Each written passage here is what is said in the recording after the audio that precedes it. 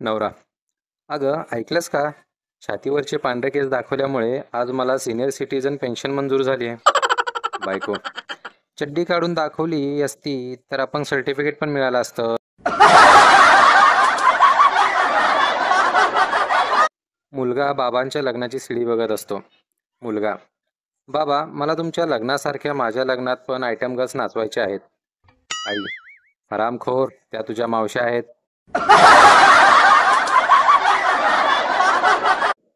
आई: चिंटू, लवकर आंघोळ करून घे, नाहीतर शाळा बुडेल. चिंटू: आई, बादलीभर पाण्यात शाळा कशी काय बुडेल ग? आईने बादलीतच बुडवून बुडवून हाणला.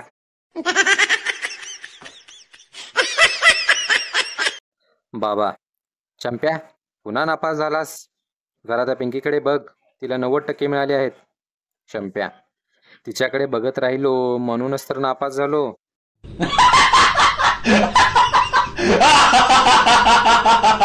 शिक्षक: उशीर का झाला शाळेत यायला?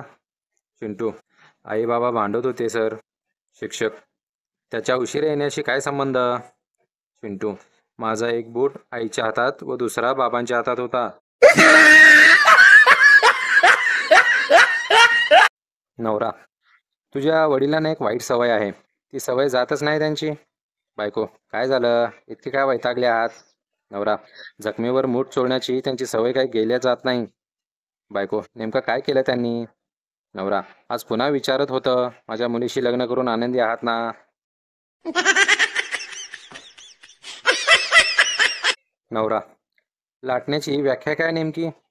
बायको: लाटणं म्हणजे अशी वस्तू आहे ज्यामुळे चपात्या गोल आणि नवरा सरळ होतो. संता: उद्या सर्कस पाहायला जाऊ आपण. बंता: मी बायकोला सोबत घेऊन येईन. संता: अजून कोण कोण येणार आहे का? बंता: मेहुणी पण येईल. संता: समजा जर तुझी बायको आणि मेहुणी दोघीही एकाच वेळी वाघाच्या पिंजऱ्यात पडल्या तर तू कोणाला वाचवशील? बंता म्हणतो, मित्रा, मी वाघाला वाचवीन रे, कारण त्यांची संख्या झपाट्याने कमी होते.